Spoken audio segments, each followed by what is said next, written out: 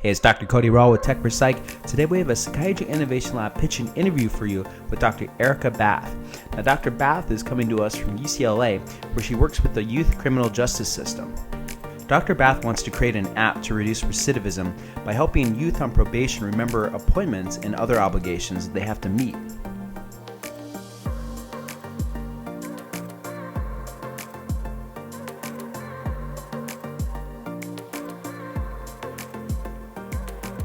Hi, my name is Eraka Bath, and I'm a child and adolescent and forensic psychiatrist on the faculty at UCLA. I'm an associate professor and director of child forensic services. I work with at-risk youth in the juvenile justice system. I'm the consulting psychiatrist to the Los Angeles County Juvenile Mental Health Court.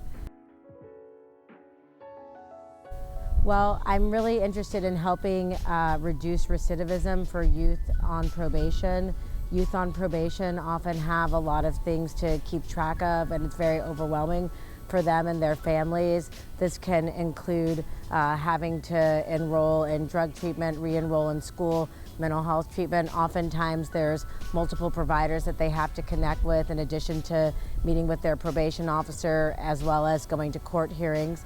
And so my idea is to leverage mobile technologies via cell phone and text messaging based app to not only ping them with reminders for appointments, but also provide them with affirmational messages to increase their self-monitoring and self-efficacy around addiction, recovery, mental health symptoms, as well as to provide them with resources in the community.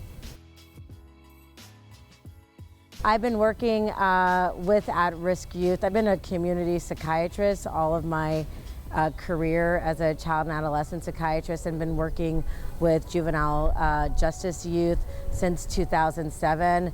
And just through seeing sort of where the fragmentation is and where things kind of fall apart, and seeing also that in LA County, just to give an example, the recidivism rate, so that's the rate of being rearrested and reincarcerated, is around 75% within 18 months. So it's really high. The burden on families is really difficult. And so a lot of times, some of the reasons why kids get rearrested is that they're failing to comply with terms of their probation. They're failing to show up at a required meeting or an appointment. And many times when they're failing to do that, they're also not going to treatment, and their symptoms become more problematic. So the morbidity from related mental health and substance use often gets worse if they're not adhering to their court-referred treatment plan. Hi, my name is Eraka Bath, and I'm here to build the case for using text messaging for juvenile justice youth on probation.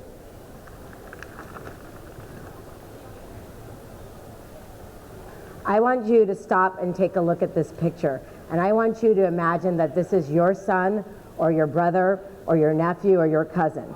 And I want to tell you the story of James, but this could easily be Jamal or Jesus. And at the time this picture was taken, James was 15 years old, and he had been locked up for around 3 months for petty theft and graffiti. By the time James was 9, he had already been in 5 foster homes. There are 1.3 million youth arrested every year. On any given day, there are over 50,000 youth who are locked up.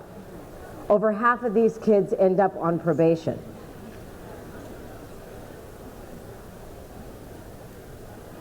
The burden of mental health conditions in this population are staggering. Over 70% have mental health conditions or substance use, and many have physical health problems as well. This impacts Black and Latino youth disproportionately. We've all heard about the school to prison pipeline. When kids are on, whereas Black and Latino youth represent 1/3 of the population, they're at least greater than 2/3 of those who are locked up. When kids are on probation, sorry, I'm having technical difficulties with the slide. The national cost of locking up kids is over $407 a day. When you look at the cost per year, it's over $150,000. The cost of recidivism is over $7 billion per year. We have to do better.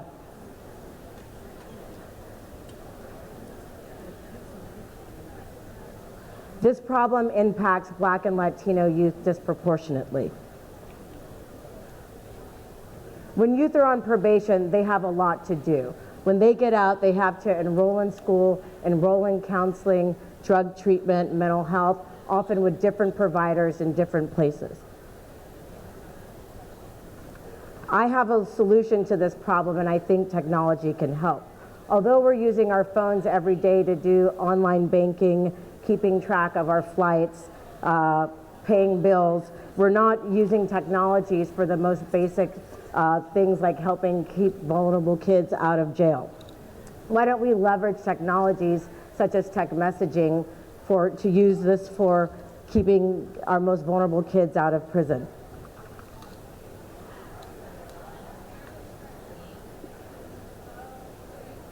My goal is to reduce incarceration and reduce recidivism with a product app called Get Out. Get Out stands for Generating Empowering Technology Options to Uplift Teens. The average teen sends over 3,000 texts per month. That's around 6 texts per waking hour. As envisioned, my product would facilitate case management with probation, would send text message reminders around appointments for court, with probation, with doctors, help facilitate medication adherence, but also, most importantly, increase youth self-efficacy and self-monitoring. We're talking about coping skills, positive self-talk, affirmation messages, mindfulness, and tips of the day.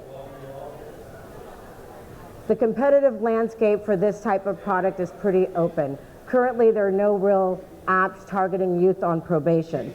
The potential user base is pretty broad. There's over 1.3 million youth arrested per year, and the different stakeholder entities that serve them are quite large as well.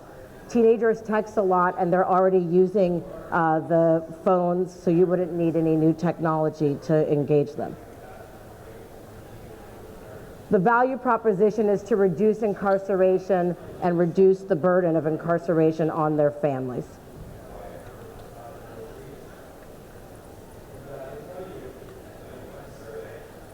There's major public health and public safety benefits, and we would also have the ability to capture data. Phase 1 would be initial prototype development testing using youth-centered design thinking, and phase 2 would actually be implementation of the app with probation.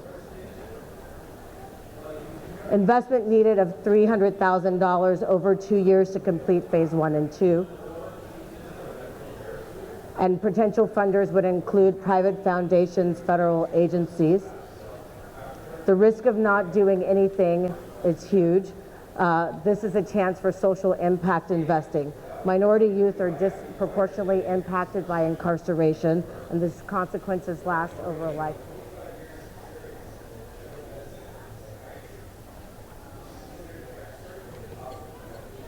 Hello? Great. Great. Thank you, Erika. Thank you. You know, I think a couple of really good strengths in terms of identifying the challenge that is out there, right? Although I'm not sure that I see the connection between the app and reducing disparities or reducing reincarceration, recidivism, right? I mean, I think it's, you know, it's implied, but you haven't actually pulled it out and explained how using that app is going to reduce reincarceration.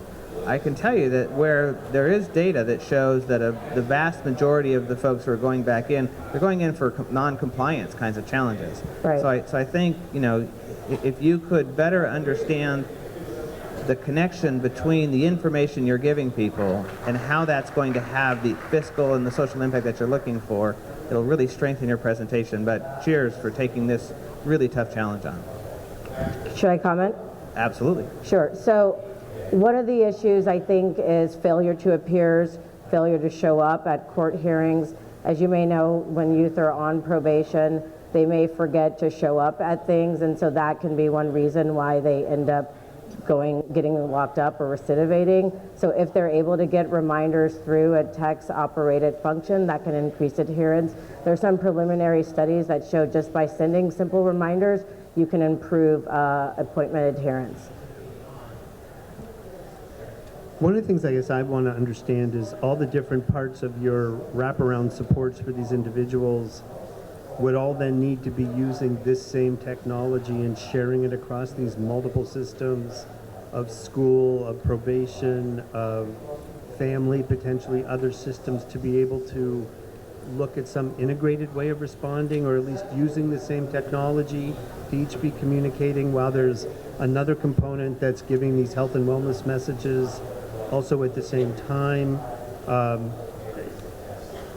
I guess I just want to understand better ultimately how the team piece works in order for this whole team to support the individual. So originally, my goal was really to use it for youth, families, and probation, but youth who are on probation do touch multiple systems of care. So they are and the terms of their probation are to go to school often and to participate in drug and mental health treatment depending on their needs. So I think initially you could build it as something that's focused primarily on their probation contact with just youth and their families, but you could scale it up and involve other systems of care. Many times probation function as case managers, and they're checking in with related mental health and drug treatment professionals to make sure that the youth is satisfying their terms of probation. So I could see the expandability of the product and helping probation interface more easily with those other stakeholder groups. You know, provided HIPAA compliance, that they sign a consent waiver to allow probation to contact them, because usually that's at least the case. I work in juvenile justice, and many times probation are interfacing with a youth psychiatrist or mental health team or wraparound team. So I think it could start small and just be sort of used in the court setting, but then it could actually be a way to facilitate more crosstalk between disciplines that are often siloed but need to be in communication. Sorry. So I think one of the points that you make, which is really important, is that there really is a need for engagement, and that this is a way that people communicate and engage, and especially youth. I guess my question is, are you going far enough? And really more about, will the youth really use this if in fact they're engaging with, you know, the other and not their peers and people who are not really who are not really focusing on that engagement piece? And so have you thought about those barriers, or maybe even thinking about really going toward where that engagement lives and helping these kids, you know, create more empowerment within themselves? I mean, it's just a thought about how, you know, again, you know, who are you marketing to, and will it get used? And don't lose the really important opportunity, which is the engagement piece. Well, okay, should I not answer? Okay, I agree with you about youth engagement. That's why in terms of designing the app, I would use a youth design thinking model. I collaborate with an organization called Youth Tech Health out of the Bay Area that enlists youth in the design process. They're starting to use things like gamification and app development to help make it more youth focused. So I would hopefully overcome that issue in that way. Thank you, Erika. Okay, thank you.